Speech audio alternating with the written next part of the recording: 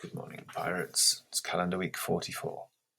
The dude abides, but the forest must flourish. Well, dear pirates, that was a week that does not need repeating.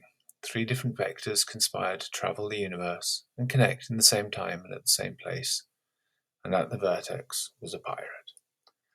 Honestly, I've never come close to opening the gates, letting the piggies out and walking into the forest.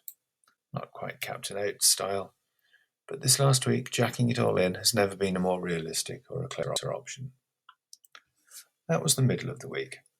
By yesterday, the haze of memory had already started to profoundly do its thing, and looking for the blue skies on the horizon is as good as finding them.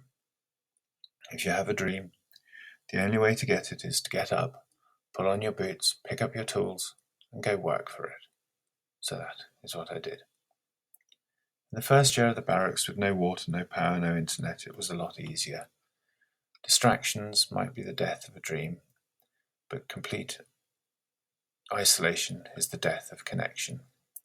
Maybe, just maybe, I'm beginning to find a fairer pathway between the two.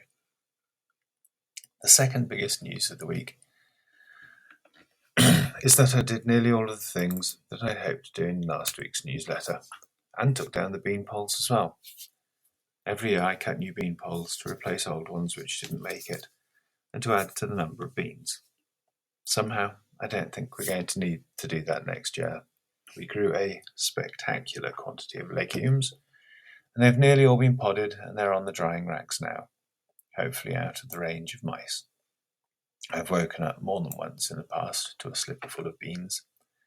They like to hide them in dumb places. The thing that I didn't do was the raking of the leaves. The biggest of the maples is still stubbornly hanging on to its own. I look back through the last years, and it seems that it tends to do that until the middle of November.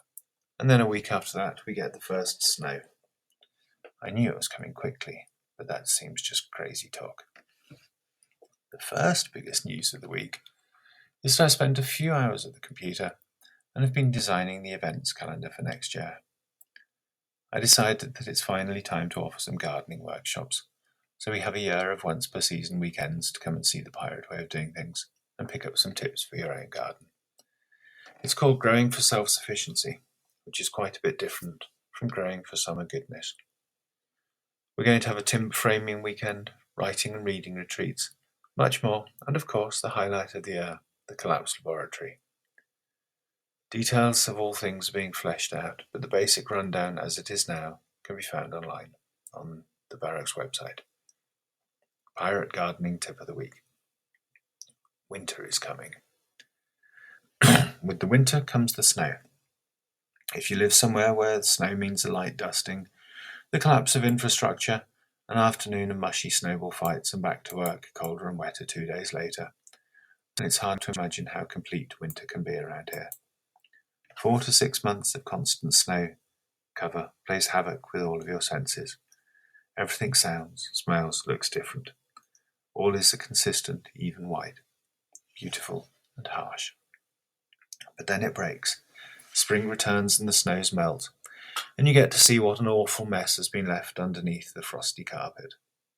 Today's pirate gardening tip is to do yourself a spring favour and tidy up absolutely everything.